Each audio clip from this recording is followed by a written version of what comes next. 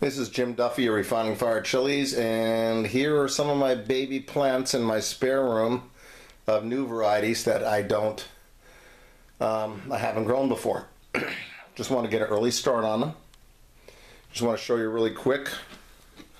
Here is a formula I use for rooting. It's called Roots Accelerator. It's the best on the market. It's made in Holland, I think. Probably grows good pot plants too. But this is a great root formula. It's expensive, but you only use 1 milliliter per gallon, so it goes a long way. So I don't grow all my plants, just to let all you know. I don't start all my plants from seed. Once I get seed for a variety, I send it up to my friend's professional greenhouse, because that's what he does for a living.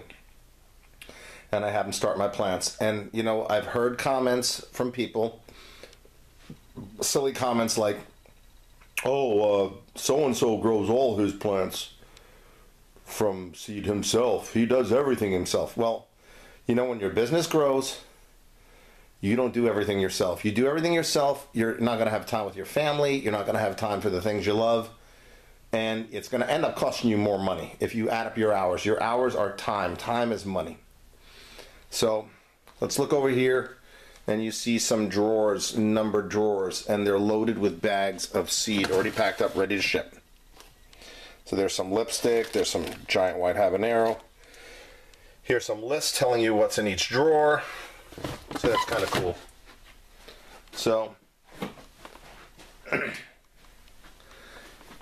this is not all I have to sell. You're seeing approximately 80 packs per variety in each one of these drawers. 80. Well, of course, as we sell them, the numbers go lower. But we do sell a lot more than most of my competitors. And my competitors, I'm not talking about corporate giant seed companies. I'm talking about independent seed sellers. The ones that advertise in the forums, Facebook, whatever. So let's just show you a little bit of my backup reserve stock. And we're not talking about seeds unpacked. We're talking about seeds packed. So here's one drawer. Here's another drawer. And another. And another.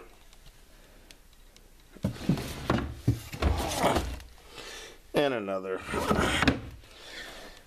And you got over there. And you got in there. And you got in there. And then we've got another closet full of stuff. This is my worker Joseph's office. It's my spare room. There's some shower doors. We took them down because my son had a horrible accident and he needed them out of the way so he could get in and out of the shower. But this is Joseph's office. This is my guy, my manager, who takes care of stuff. He does all these inventories and lists. There's more in a cabinet there. And as you can see on the sign, there's Joseph's office. See? Joseph's office.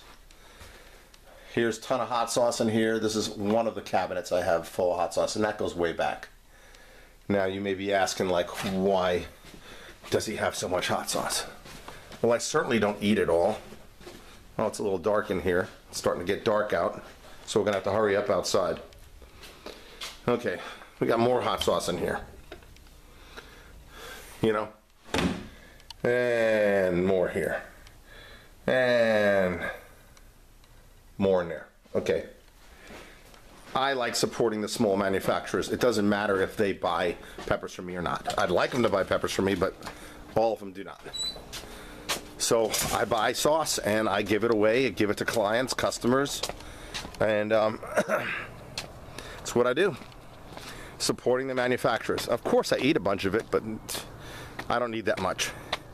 So here you see about 144 15-gallon pots. They came back from a location we were growing seed at because my friend had to move. As soon as he gets settled in, we'll move him back onto his property. These are the plants that we're still producing. Of course, they look like crap now because the frost hit them last week. But we've got Dudas landis, still from France. Ton of peppers. And over here, we have a whole bunch of orange Thai. These were so productive. So we'll let these go a couple more weeks. It's now 80 degrees in the daytime the last 2 days. So that will help them to ripen up. Temperatures are in the 40s, 50s at night. But we were 30s a few days ago. So let's move along. So I don't go too long on this video. which I tend to do because I'm from New York and I talk too much. So in this little greenhouse, we've got some plants and some DWC, deep water culture hydroponic systems, which is just basically a bucket of water with bubbles in it from air filters like you would have in your aquarium. And they're not really growing that much because it's cool at night, but you know they're growing. So getting seed stock in March or April is better than me getting seed stock from some new varieties in August. So I'm going to do some winter growing and get seeds a little bit earlier from some stuff, which will free up space.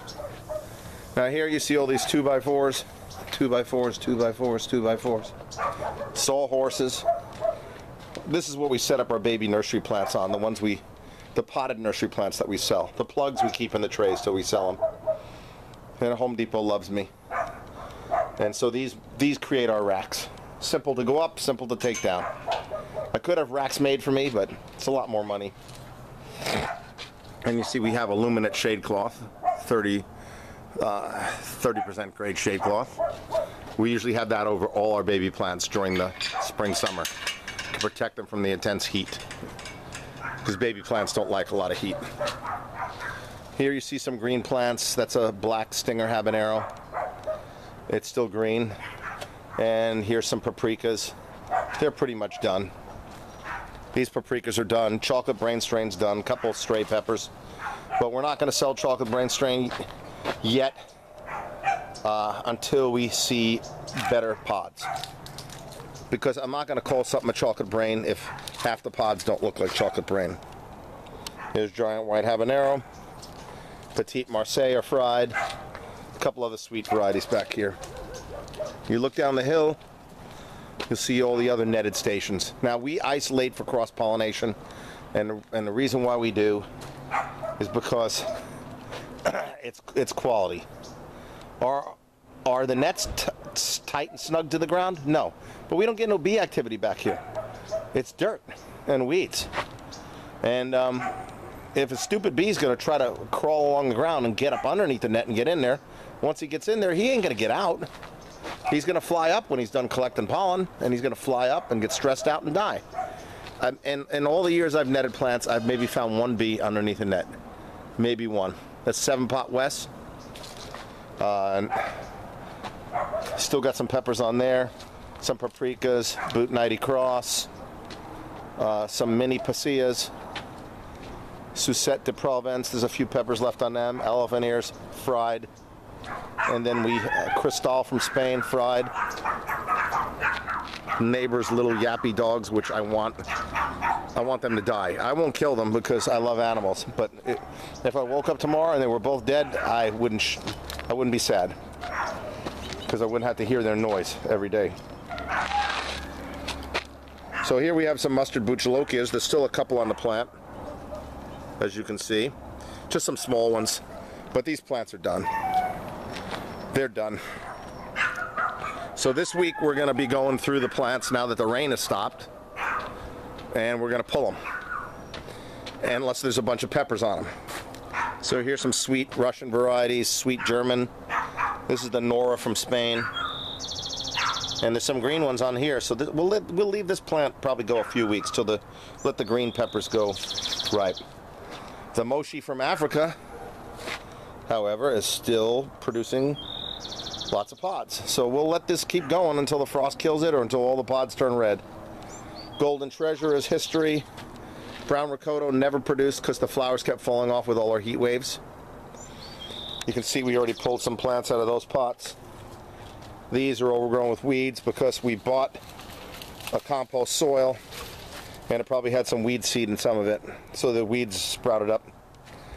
We'll just pull them out when we clear the pots. Let's scoot through here, and let's see. Got some Syrian goat horn, a couple left on the plants, although the plants did get hit with frost, so they're done.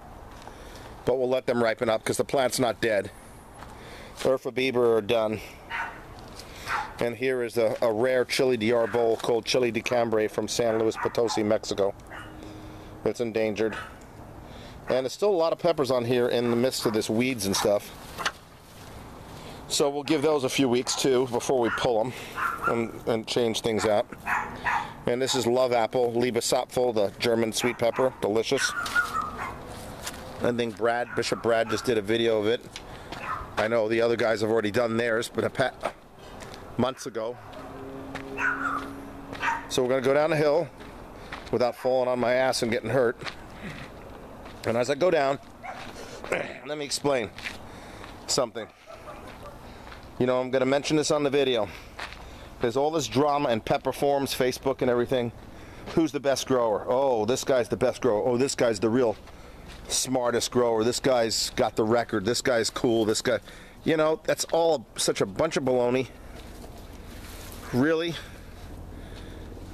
All of us who are selling seeds and growing out stuff for seeds, we're trying to run a business, take care of our families, take care of other stuff. I'm sure some people feel it's important to be known as the best or the biggest, but I really don't care. What I care is my business grows every year. What I care is I take care of my customers. I take care of people in the Chile community. That's what I care about. And, you know, and my faith. So those are Devil's Tongue Red, they're dead. These are Ugandan Red Habanero, they're gone. Chinese Naga never got any pods. Planted them too late. We forgot. I went, hey, did we plant Chinese Naga? No. Oh my God, we better germinate some seed. We just got them in too late. It was a chance. So here we have some, you know, a couple yellow Scotch bonnets, but as you can see, the branches are fried. And over here is some Boot Orange Copenhagen. There's just small peppers left on the plants. We got a ton of peppers off of these, but they don't have a lot of seeds. And here's Venezuelan Tiger, and they are gorgeous. One of the most delicious peppers I've ever had in my life. Mild, sweet. It's a habanero capsicum chinense type, but mild and sweet, and very, very productive.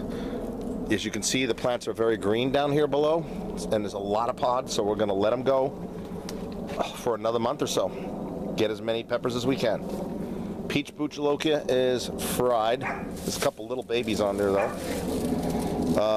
Ahi Pineapple didn't really get any frost damage, and maybe that's because they're lower to the ground and the frost didn't hit them. These taller plants got burnt. As you can see, these giant white habaneros got fried, but we got so many seeds from them. We don't need to grow this for a year or two. Chocolate Scotch bonnet, same thing. Fried by the frost last week. But it didn't turn the peppers into mush. They're still pretty solid, so we'll get a few more seed peppers out of this. We don't really need more seed, but we're not going to throw the peppers away. 7-pot Mad Balls. They grew like they had steroids. They're pushing out my netting. They fell over. We're just going to leave the net on these guys for like 2 more weeks, and then we'll see what's in this jungle. And some of it got frostbit, but a lot of the interior part of the plants is green. It's Tobago Treasure. That's a yellow sweet habanero type. There's a lot of green ones still there, so even though the plants look like crap from the frost burn, we'll let them go. Trinidad Cherry we'll pick this week and yank them. And here we have White Buchalokia. Judy's White Buchalokia, which is not really a true White Buchalokia. The one I got from James Weaver is, but I won't have seeds to that till next year. And at that time, I'll probably discontinue this pepper. They're real productive and they're delicious. I mean, they put out a ton of pods. Ask my friend Jamie. She'll tell you, they're full of pods. Grenada seasoning. Delicious pepper. Capsicum chinense habanero type, just like Venezuelan Tiger, sweet like heck.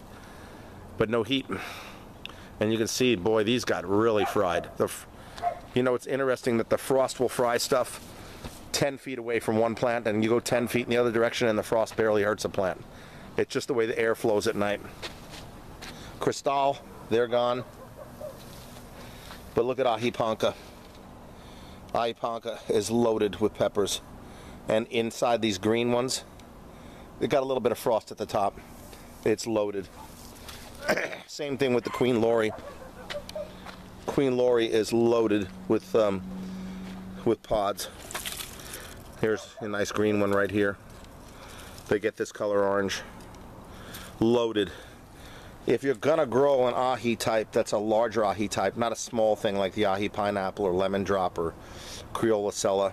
If you're gonna grow a larger ahi type, start them earlier. Start them earlier than your super hots. They'll make peppers faster than your super hots, but they just take so long to go from green to color. So if you got a short season and you don't get them out early, you're not going to get ripe peppers unless you're going to protect them in a greenhouse or something. So if you grow these larger ahi types, start them early. Here's Sugar Rush Peach. These plants are pretty much done. So, got so many peppers off them though. Now ahi amarillo, we are loaded with peppers in ahi amarillo. There are so many. This plant has got so many, and we pick so many. So I mean, I don't know if you can see them. They're like, there's peppers like all through this stuff. Now they got a little bit of frostbite, but maybe because they're up against this fence, it made the air flow differently, and they didn't get burned. So that's your little tour of my little bit of indoor growing, which I don't indoor grow, I just start plants indoors, just for your information. My outside seed operation at the end of the season, things look like crap, but hey, every season comes to an end, and you know, this is the end, so things don't look good. There's weeds in the pots, the plants look bad, and still peppers on a bunch, so I'll take more peppers if I can get them. More peppers is more seed. The more seed I got, the better I feel. But anyway, people who come visit me, they see all of this. This is only like 25% of my operation for seed growing. This is like 25%. Really, that's what it is. Might even be less than 25%. But it's all I can fit here at my darn house because of this hill back here. So next house I buy, it ain't gonna have a hill. It's gonna be flat in the yard. And so it costs us thousands of dollars to do this this operation every year. Thousands of dollars to grow the seed pure, to try to grow pure. Keep in mind, ladies and gentlemen, putting netting over stuff is still not 100%. Nothing's 100%. That's why the FDA allows a certain amount of mouse feces in the food you buy and manufactured, because they cannot guarantee that you will not get any mice in the food in the factory. It's going to happen no matter how clean that factory is. So when you isolate and put netting over stuff, it's not 100%. And my competitors might say, well, it's not 100%. Well, good. What are you doing? Nothing. Good. Okay, shut up. You're not doing anything. So you're not even trying to get 90% or 95%. And but when people come visit me to buy plants April through August, I take them on a tour. Have them taste hot sauces, give them good deals on plants because they're coming to visit me. And there's nothing to hide. This is how we do things. And all that seed stock you saw inside in those drawers, you know, we've got probably 25,000 to 30,000 packed up seeds ready to ship. We're not putting them together on our living room or our dining room table as they come in. You know, this is a serious operation. It's a serious business. I love the kids who work for me. They really do a good job. I love my customers. I look forward to making more money so I can give more money back to the Chili Head community, to the youth outreach centers here in East San Diego, and, you know, help my kids, you know, help my son and my daughter and my granddaughter. So, God bless you guys. Have a great 2015. If you have questions, you can always message me, email me, or call me. Just be aware that if you call me, I talk a lot. I'm from New York. I talk too much. You know, maybe one of these days I'll clean up this yard and clean up my house, and maybe I will have a good chili woman. But right now, I ain't counting on it. Take care.